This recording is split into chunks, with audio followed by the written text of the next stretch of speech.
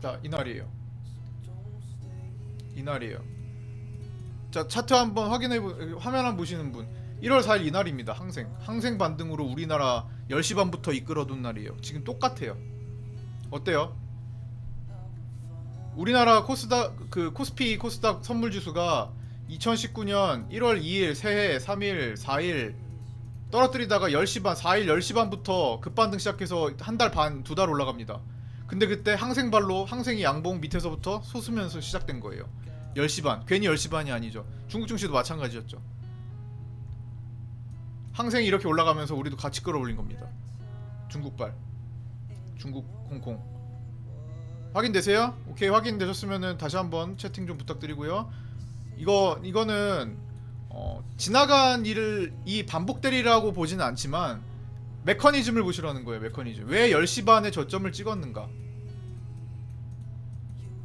왜 2019년 3년 전에도 4년 전이죠? 네. 벌써 4년 전이네? 4년 전에도 왜 10시 반에 새해에 3일째 저점을 찍었는가? 왜 지금은 3일째에 홍콩 증시 따라서 10시 반에 저점을 찍었는가? 우리는 내일 반대 매매가 있어가지고 조금 아쉬운 부분이 있지만 그 일정이 없었으면 중국 증시가 만약에 반등하고 홍콩 따라 올라갈 겁니다. 홍콩 따라 움직인다면. 거기에 딱 우리가 방해받는 요소가 딱 하나 있는데 그거를 위에서 잡을 수도 있어요. 반대 매매를 반드시 아래에서 잡진 않습니다. 무조건 아래에서 잡는다라는 것도 편견이에요. 반대 매매 물량을 위에서 잡아주는 경우도 있어요. 중국 입국자 검 반대 매매를 위해서 잡는다는 어게 이해가 안 됩니다. 반대 매매를 위에서 잡는다. 그런 경우 많이 나와요. 은근히 많이 나와요. 핑거스토리 잠깐만요. 핑거스토리 9천 상한가 가겠다. 아, 이것 때문에 공략했던 건데.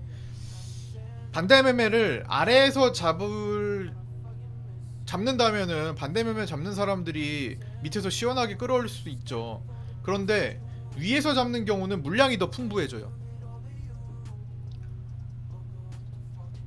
그리고 개인들이 반대 매매뿐만 아니라 올라서 파는 사람들 물량까지도, 물량 풍부하다는 게 같은 건데, 물량이 풍부할 수 있는 이유가 반대 매매 물량 플러스 올라서 파는 사람들의 물량까지도 잡을 수가 있어요. 그러니까 더 화끈하게 올릴 때 보통 그런 선택을 합니다.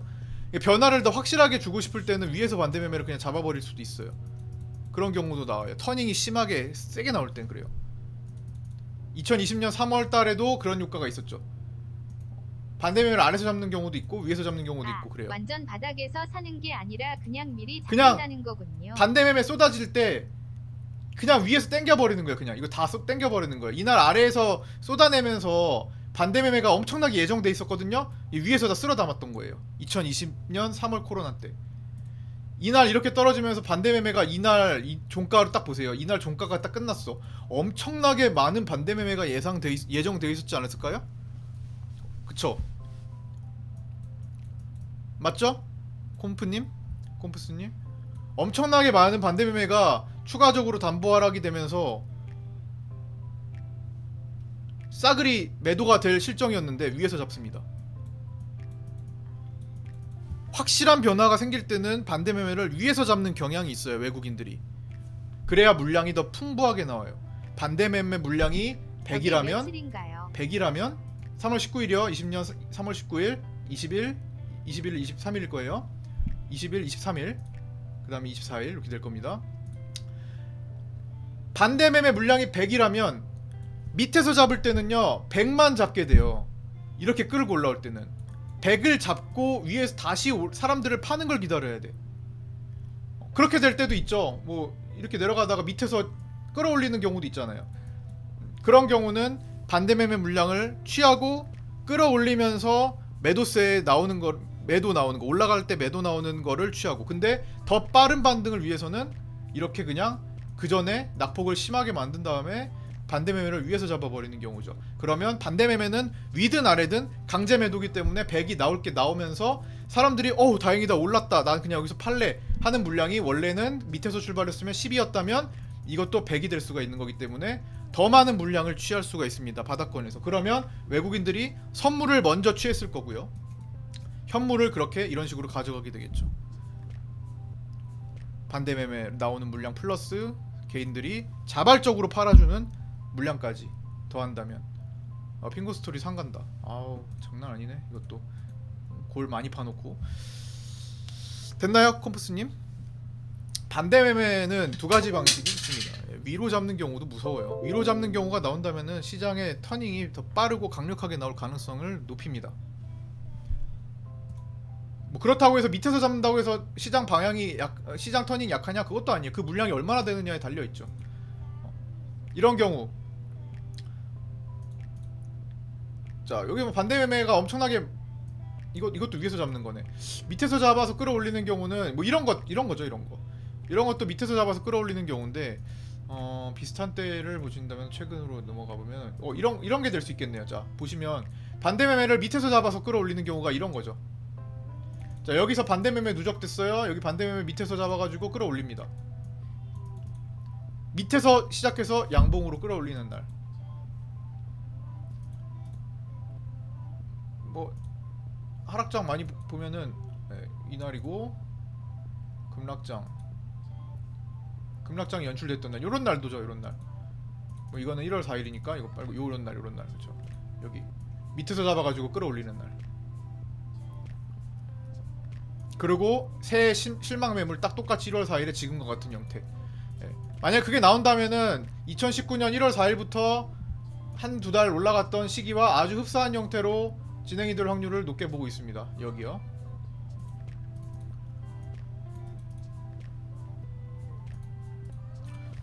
그게 홍콩과 중국이 같이 만들어줘야 돼요. 대신에 그때처럼. 그래서 10시 반에 터닝을 하는 겁니다. 2019년에도 10시 반에 터닝했고 1월 4일에 오늘도 10시 반에 터닝을 하는 거고. 여기까지 4년 전의 상황과 비교 분석을 해드렸는데 여기까지 따라오신 분들, 이해되시는 분 1 한번 다시 한번 부탁드릴게요. 어쨌든 반대 매매 일정은 예정돼 있는 거고 그 물량을 어떻게 잡아가는지를 체크를 하면 다음에 우리가 어떻게 대응해야 될지 보일 거 아니에요. 외국인들이 위로 잡냐 아래로 잡냐 그것만 봐도 힘의 세기를 파악할 수 있어요. 어느 정도는. 아직은 외국인들이 콜옵션 매도가 60억입니다 오늘. 아직은 옵션 쪽에서 개선이 안 되고 있어요. 제대로 개선이 됐다 하면은 그냥 개인들이 풋옵션 매도를 많이 했던 걸 50억 정도 손절했다는 것 정도입니다. 한 300 정도? 1월물 한 300포인트에서 개인들이 지금 287.5, 285, 275까지 한 300에서 275까지 개인들이 풋옵션을 매도했던 것을 300 아니다. 290부터 275까지 290부터 275까지 개인들이 풋옵션 매도해놨던 것을 포기합니다. 왜 포기해? 손실률이 너무 커지기 때문에요. 그거 옵션물은요 지금 월물 옵션물은 지금 손실률이 제가 아까 1000% 정도 말씀드렸잖아요. 1000% 넘어갔어요. 아까 전에 풋옵션 제가 봐드릴게요. 다시 한번. 자, 어떤 거냐면요. 280포인트 정도, 제일 많이 오늘 개인들이 손절하는 게 275인데 275만 일단 볼까요? 275를 한번 볼게요. 자, 이겁니다. 자, 이거예요. 오늘 개인들이 풋옵션 매도를 갖고 있었다가 여기서부터 손절을 갑자기 합니다. 아니 손절하니까 다시 원래대로 개인들이 이게 매도라는 걸 하락 방향을 베팅한 건데, 자 이렇게 올라와가지고 아 도저히 안 되겠다 개인들이 포기를 하니까 다시 원위치 돌아와요. 얼마나 황당합니까? 개인들이 손절하니까 다시 원위치 반등하잖아요. 개인들은 최고 손실을 보고 손절한 거예요. 이거 여기 손실률 얼마나 될까요? 자, 개인들이 보통 이 구간에서 매도를 이 밑에서 해놨습니다. 그러니까 이게 대략 오늘 0.89까지 갔으니까 한 500% 이상은 되겠네요. 이거 말고 좀 뚜렷하게 좀 크게 보이는 거 볼까요? 개인들이 어디서부터 반응을 했냐면 오늘 290도 반응을 했습니다. 287.5 정도 볼까요? 풋옵션 287.5 매도했던 거를 좀 볼게요. 그거는 지금 요런 분위기입니다. 자, 꼭지까지 올라간 게 오늘만 120%. 그러면 개인들이 최근에 가지고 있던 거를 손실률이 오늘 고점까지 하면은 대략적으로 900% 나옵니다. 이거 1000%까지 나올 거예요. 물론 최저점에서 매도한 사람 없겠죠. 적당히 올라왔을 때 매도를 했겠죠. 아니면 더 미리 매도를 했던가. 그러니까 이거는 맥시멈인 거고, 보통 3,400% 마이너스 계좌에 투자금의 마이너스 3,400% 마이너스 500% 이렇게 찍히면요, 개인들 압박이에요. 아, 이거 다시 안 돌아오는 거 아니야? 압박입니다. 자, 더 높은 걸 볼까요? 290 개인들 손절 나온 것 중에 297.5 정도 볼게요. 297.5 풋 옵션 매도 베팅 했던 거. 자, 이 정도 올라갔습니다. 이거예요. 이만큼 올라갔어요. 그러니까 오늘 개인들이 꼭지에서 손절을 한 겁니다. 조금만 기다렸으면 사실 다시 원위치 돌아와서 개인들은 손실을 줄일 수 있었을 텐데, 혹은 수익으로 바뀔 수도 있는 건데, 못 참고 여기서 손절 처리를 한 거예요. 그게 오늘 어디까지 올라갔냐, 몇 퍼센트 정도가 됐던 거냐, 297.5 기준으로 보면은 대략 한 요 정도에서만 때려봐도 얘도 400%가 넘어갑니다. 자, 저 밑에까지 맥스로 봤을 때도 700%가 넘어갑니다. 그러니까 대략 한 3, 4, 500% 정도 손실 나는 거를 무서워서 손절한 거예요. 그걸 끊어내니까